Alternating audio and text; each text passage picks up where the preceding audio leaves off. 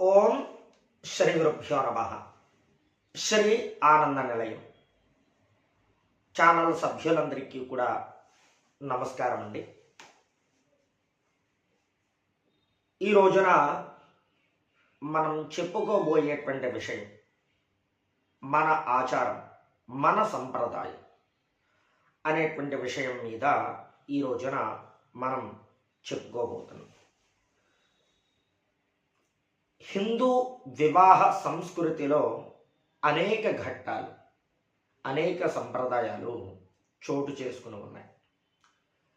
దీనిలో భాగంగా వివాహంలో కన్యాదాన సమయంలో అల్లుడికి మామగారు ఉంగరం పెడతారు. అసలు ఈ ఉంగరం పెట్టేటువంటి సంప్రదాయం ఎక్కడి నుంచి మొదలయ్యింది అని మనం ఒక్కసారి ఆలోచిస్తే, హైందవ వివాహ సంస్కృతిలో చాలా సంప్రదాయాలు శ్రీరాముడి దగ్గర నుంచే మొదలవుతూ ఉన్నట్టుగా కనిపిస్తూ ఉన్నాయి. ఈ ఉంగరం పెట్టేటువంటి సంప్రదాయం కూడా అక్కడి నుంచే మొదలైనట్లుగా తెలుస్తూ ఉన్నది. అంతకుముందు ఎక్కడా కూడా ఈ విషయాన్ని ప్రస్తావన చేయకపోవడం చేత మనకి ఎక్కడా కనిపించినట్లుగా అనిపించట్లేదు. వివాహ సంప్రదాయంలో భాగంగా అల్లుడికి ఉంగరం పెట్టడం ఏమిటి అంటేట, పూర్వం ఒకానొక సమయంలో జనక మహారాజు అనే దానికంటే జనక రాజర్షి అని పిలవడం ఆయన్ని చాలా ఉత్తమం. వాల్మీకి మహర్షి కూడా ఆయన్ని అలానే సంబోధించారు. ఆయన మహారాజు కాదు, అంతకు మించి ఆయన రాజర్షి. అంటే రాజులలో ఋషి. మహర్షులకి సహితం ఏదైనా ఒక ధర్మ సందేహం కలిగితే అది నివృత్తి చేసుకోవడానికి ఈ జనక రాజర్షి వారి దగ్గరికి వచ్చేవారట. ఆ కాలంలో ఒకానొక సమయంలో ఆయనకి ఒక సందేహం కలిగింది. ఏమిటి, ఈ తాపసులు మహర్షులు అందరూ కూడా వచ్చి నన్ను సందేహాలు అడిగి నివృత్తి చేసుకుంటున్నారు, మరి నా సందేహాలు ఎవరు నివృత్తి చేస్తారు అని ఆయనకి ఒక సందేహం కలిగితే ఆయనకి ఎప్పుడైతే సందేహం కలిగిందో వెంటనే ఆయన ఒక యజ్ఞాన్ని చేశారట. ఎవరు? జనక మహర్షి వారు, జనక రాజర్షి వారు. ఆ యజ్ఞం పేరేమిటయ్యా అంటే బహుదక్షిణాకము అనేటువంటి యజ్ఞాన్ని ఆయన చేసినట్లుగా మనకి వేదంలో తెలుస్తూ ఉన్నది. శుక్లయజుర్వేదానికి సంబంధించినటువంటి బృహదారణ్యకం అనేటువంటి ఉపనిషత్తులు, ఈ ఉపనిషత్తు శతపథ బ్రాహ్మణం అనేటువంటి బ్రాహ్మణానికి అంతర్భాగంగా ఆ యొక్క బ్రాహ్మణంలో కొన్ని కాండముల సమూహాన్ని బృహదారణ్యకం అని, బృహదారణ్యకోపనిషత్ అని పిలుస్తూ ఉంటారు. ఆ యొక్క ఉపనిషత్తులో చాలా విషయాలు ప్రస్తావన చేయడం జరిగినది ఈ యజ్ఞం గురించి.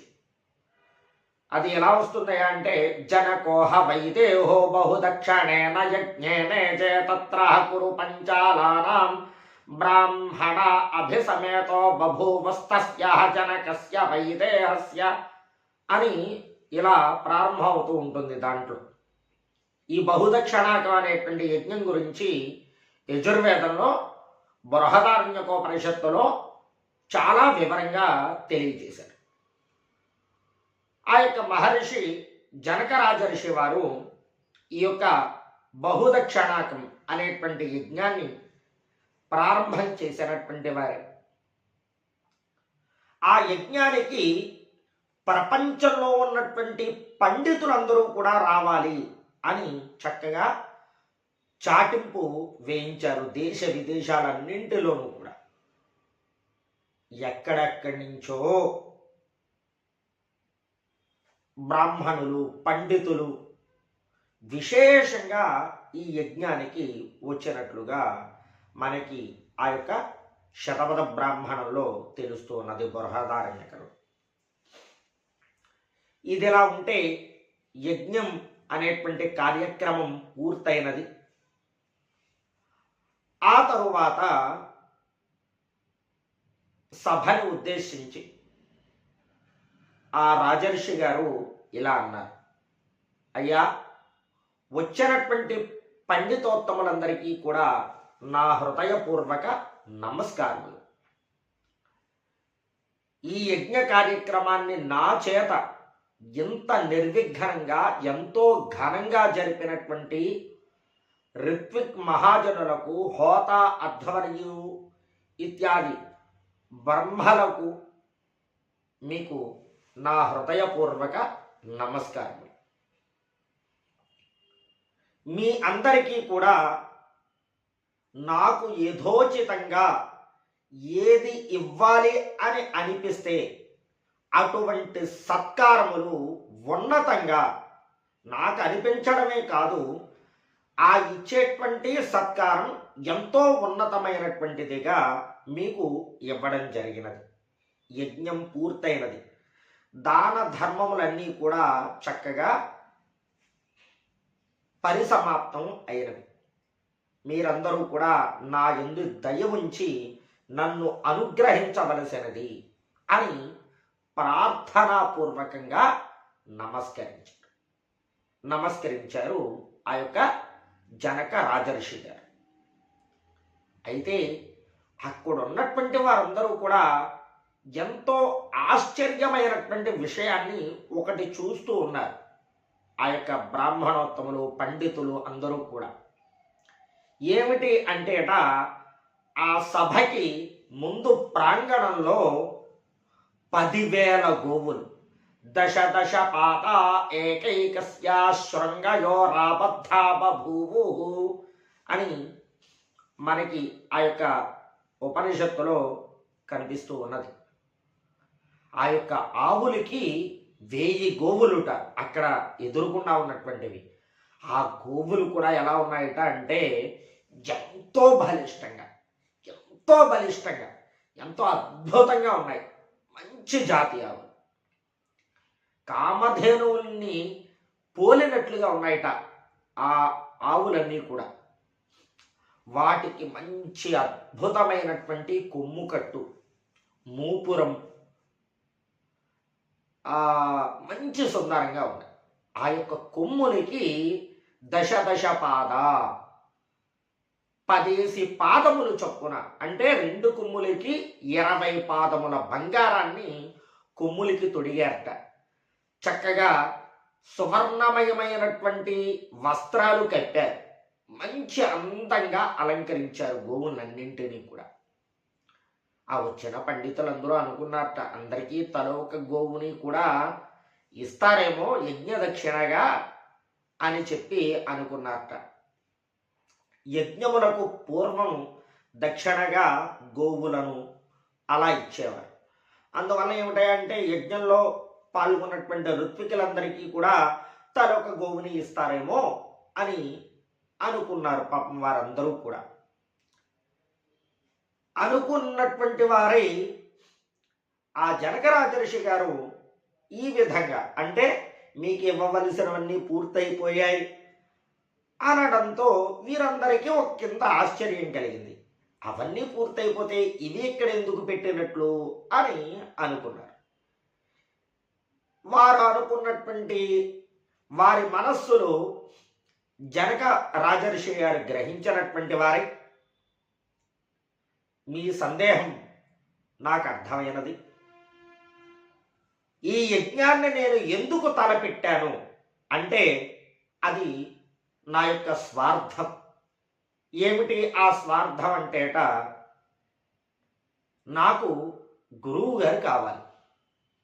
ఏమన్నారు? నాకు గురువు గారు కావాలి.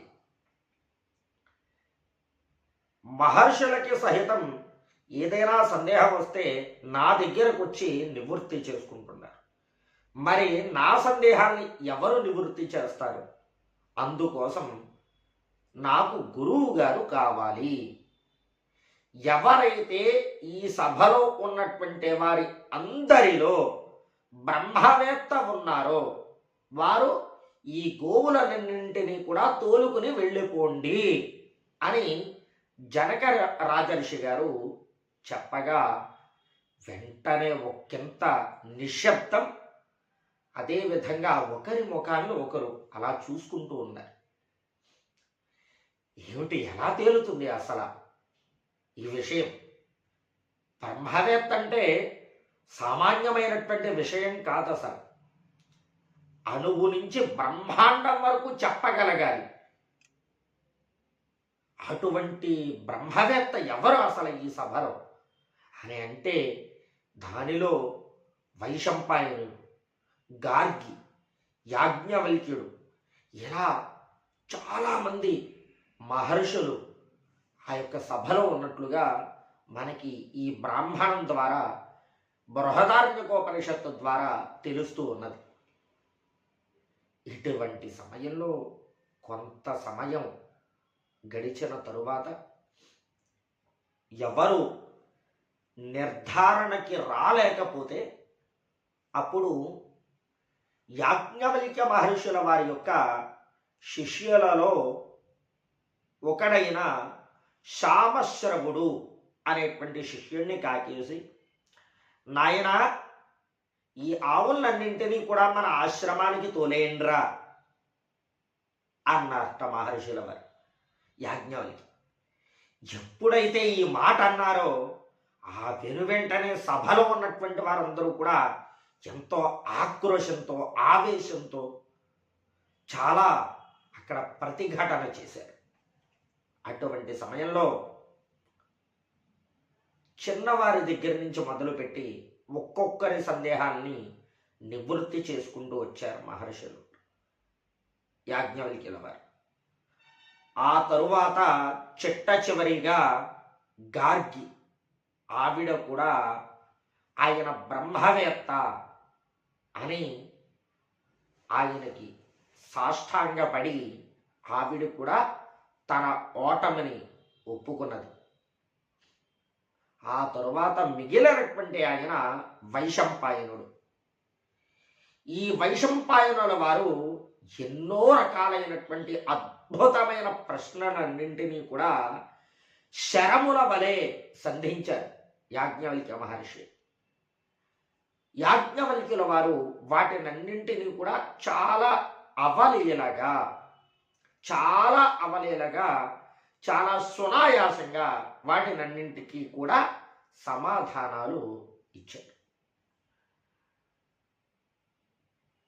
ఆయన ఓటమిని అంగీకరించలేకపోతున్నారు వైశంపాయనుల వారు. ఆయనకి ఒకంత అహం అడ్డొచ్చింది. ఈ మాట నేను అనడానికి కొంచెం సాహసమే అయినప్పటికీ కూడా గురు శిష్యుల మధ్య కొంత ఈ వ్యవహారం అనేటువంటిది మనకి కనిపిస్తూనే ఉన్నది. అలాంటి సమయంలో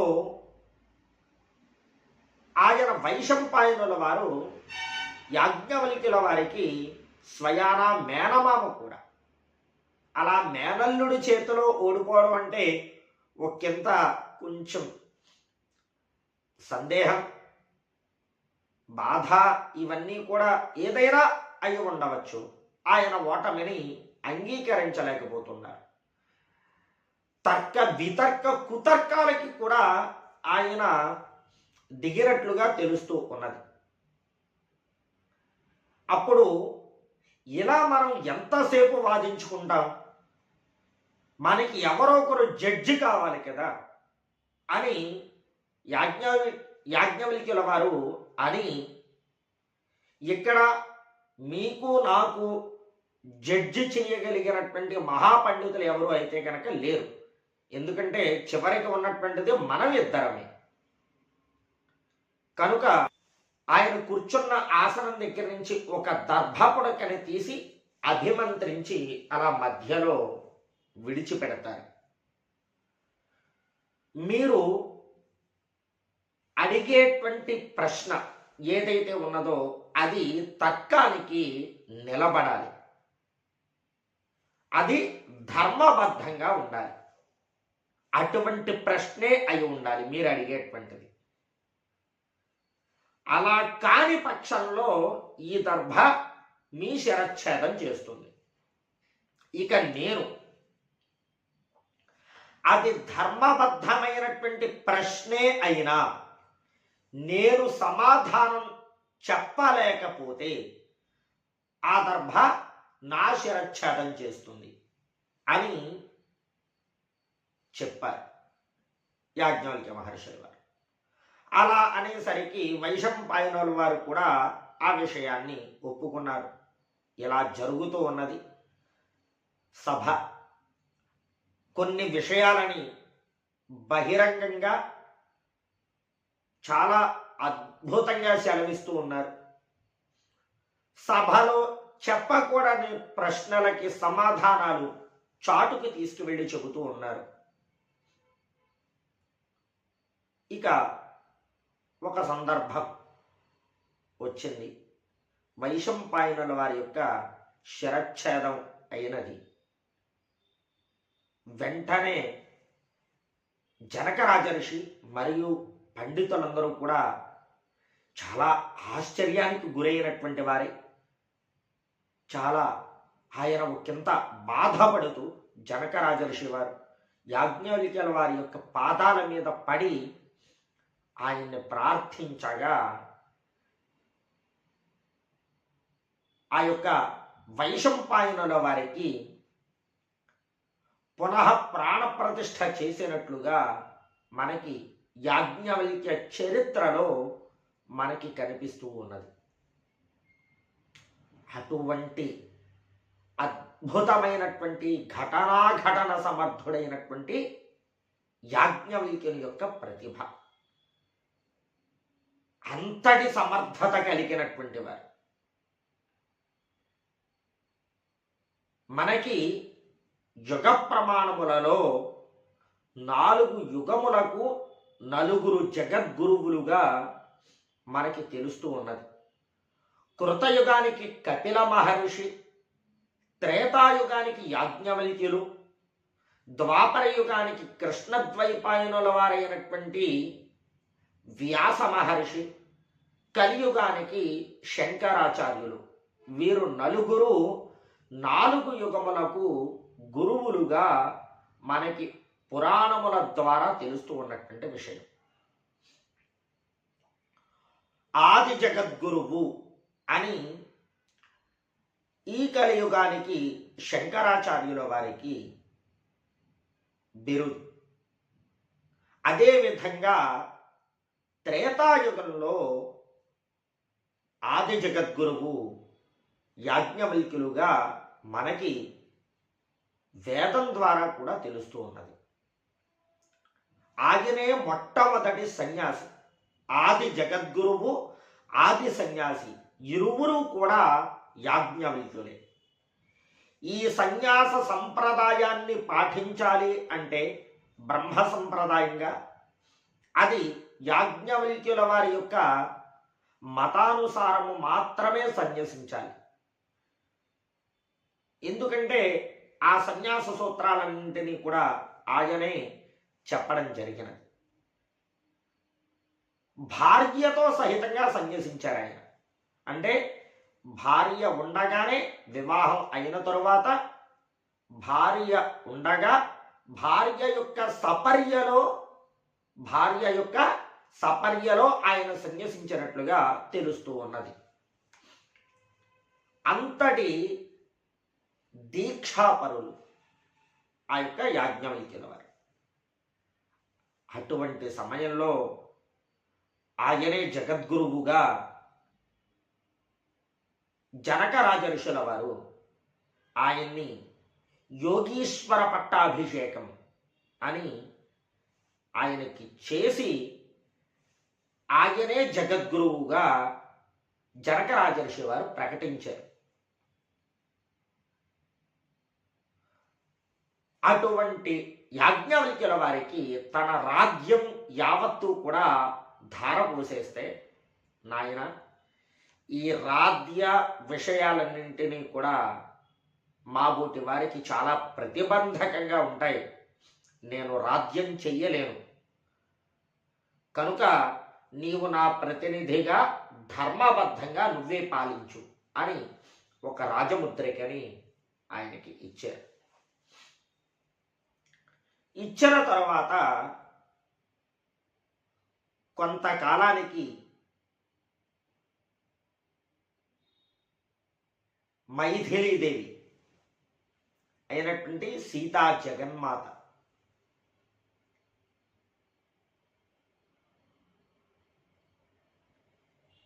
చక్కగా యజ్ఞ సమయంలో దొరకడం,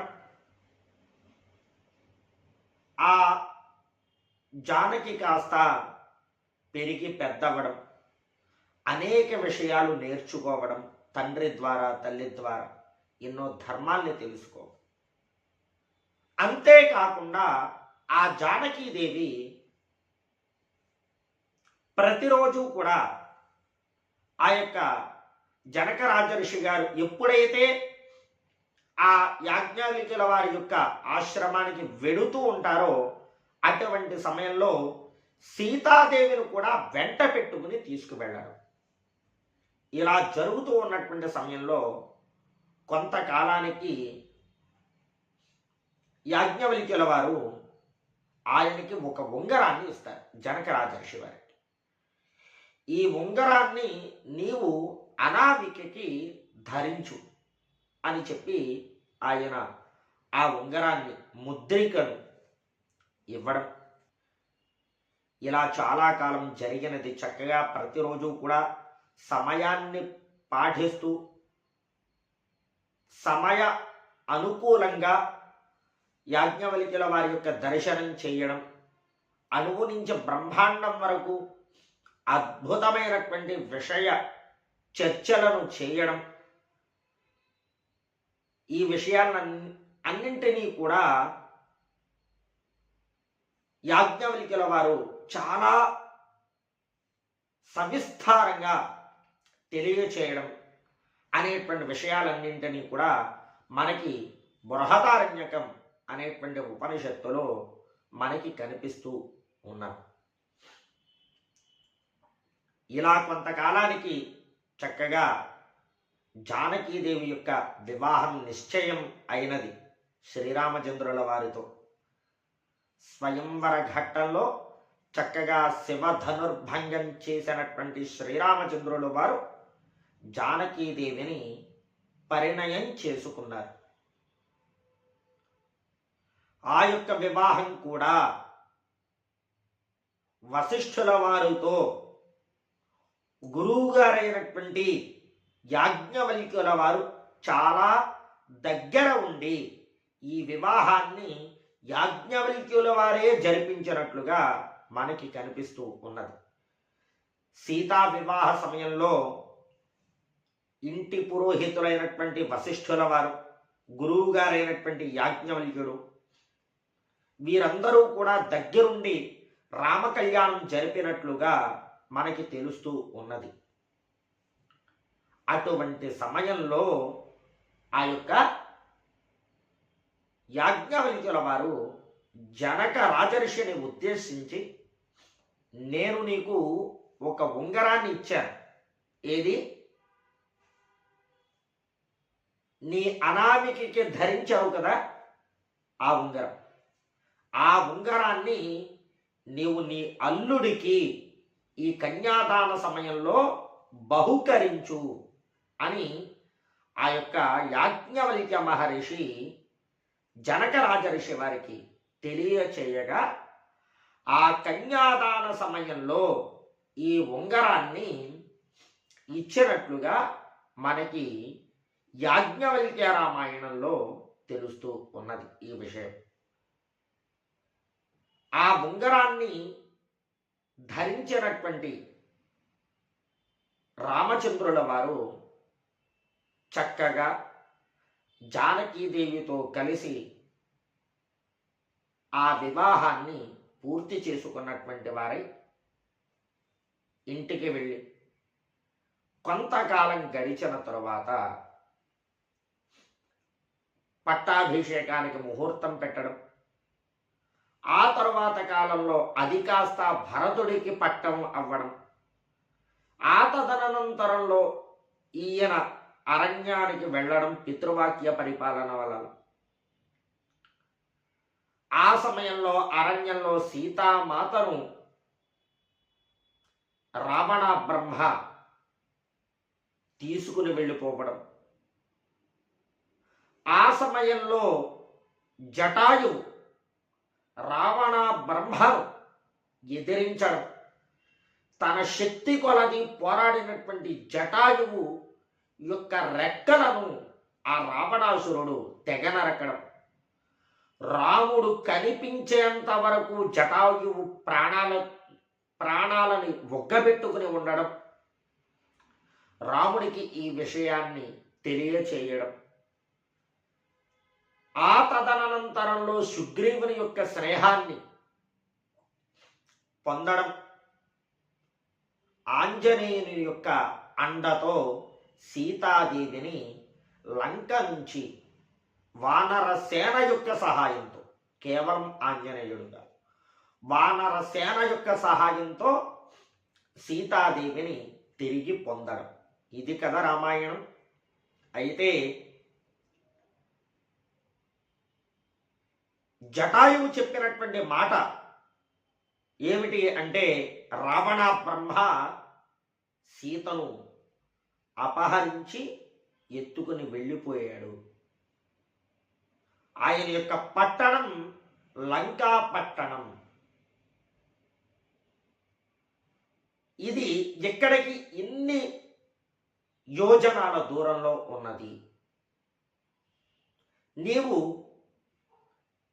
సుగ్రీవుని యొక్క మైత్రిని పొందినట్లయితే వారి ద్వారా నీవు సీతను తెలుసుకొనవచ్చు అనేటువంటి విషయాలు ఆ యొక్క జటాయువు చెప్పడం, అప్పుడు సుగ్రీవునితో మైత్రి చేయడం. ఆ సమయంలో పరమ రామభక్తుడైనటువంటి హనుమ కనిపించడం, సీతాన్వేషణ జరగడం. ఆ సమయంలో చాలామంది వానరసేన నలుదిక్కులకి కూడా వెళ్ళారు. అలా వెళ్ళిన వారికి ఎవరికి కూడా ఆ సీతామాత యొక్క రూపాన్ని విశేషాన్ని వివరంగా తెలియచెప్పారు తప్పితే, గుర్తులు చెప్పారు తప్పితే గుర్తుగా ఏమీ ఇవ్వలేదు ఎవరికి ఏమి. అయితే రాముడు మాత్రం ఈ లంకకి ఎవరు వెడతారు, అంతటి సమర్థుడు ఎవరు, ఎందుకంటే శతయోజన విస్తీర్ణం కలిగినటువంటి లవణ సాగరాన్ని లంఘించారు. అది మామూలు వారి వలన అవ్వదు.